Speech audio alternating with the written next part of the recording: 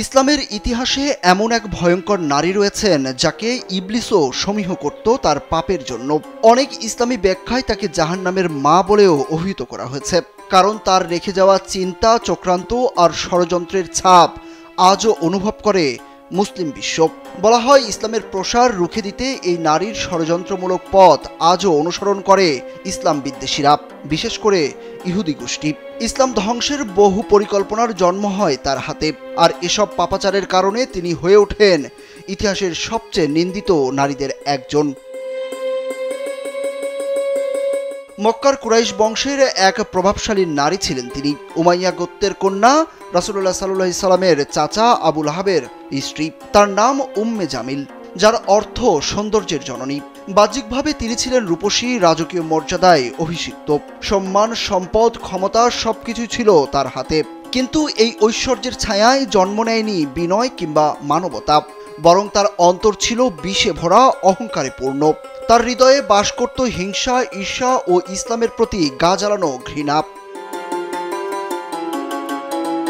যখন প্রিয়নবী হযরত মুহাম্মদ সাল্লাল্লাহু আলাইহি সাল্লাম আল্লাহর পথের দাওয়াত দিতে শুরু করলেন, তখন মক্কার আকাশে ছড়িয়ে পড়ল সত্যের দীপ্তি। কিন্তু এই আলোয় অস্থির করে তুলল অন্ধকারের মানুষদের। তাদের একজন আবু লাহাবের স্ত্রী উম্মে জামিল। তিনি ছিলেন সেই বিষাক্ত বাতাস যা ইসলামের যাত্রাপথে ঝড় তুলতে চেয়েছিল। উম্মে জামিল নিজে গুজব ছড়াতেন রাসূলুল্লাহ সাল্লাল্লাহু আলাইহি সাল্লামের বিরুদ্ধে। এমনকি খাদিজা রাদিয়াল্লাহু তাআলা আনহার মতো মহিয়সী নারীও বাদ যায়নি তার অপবাদ থেকে। তার শত্রুতা শুধু কথায় সীমাবদ্ধ ছিল না, কারি অর্থ ব্যয় করতেন ইসলামের বিরুদ্ধে প্রচারণায়। সাহাবীদেরকেও ভয়ভীতি দেখাতেন, অর্থের প্রলোভনও দিতেন।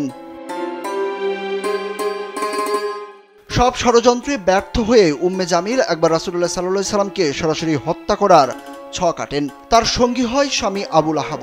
এই ভয়াবহ পাপ ও শত্রুতার জবাব আল্লাহ নিজেই দিয়ে দিয়েছেন পবিত্র কোরআনে। সূরা লাহাবে আল্লাহ বলেন, তারা আগুনে পুড়বে এবং উম্মে জামিল গলায় পাকানো দড়ি নিয়ে কাঠ বহন করবে।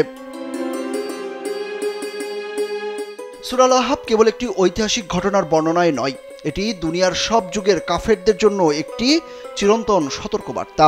যারা আল্লাহর রাসূলুল্লাহ সাল্লাল্লাহু আলাইহি সাল্লামের বিরুদ্ধাচরণ করবে, যারা ইসলামের ক্ষতি সাধনে সচেষ্ট হবে, তাদের জন্য আবু লাহাব ও তার স্ত্রীর পরিণামী এক জীবন্ত উদাহরণ। আবু লাহাব ও তার স্ত্রী যেমন রাসূলুল্লাহ সাল্লাল্লাহু আলাইহি সাল্লামকে দাওয়াতের বিরোধিতা করেছিল, তেমনি আজও যারা ডলার, পাউন্ড কিংবা টাকা ব্যয় করে ইসলামের অস্তিত্ব পৃথিবী থেকে মুছে ফেলতে চায়, তাদের জন্য এই সূরাটি এক ভয়ঙ্কর ভবিষ্যৎবাণী। তারা যতই ষড়যন্ত্র করুক, ইসলামের নাম কখনো মুছে যাবে না, বরং একদিন তাদেরই নাম নিশানা বিলীন হয়ে যাবে ইতিহাসের অন্ধকার পাতায়। সুরুজ আহমেদ, কালবেলা।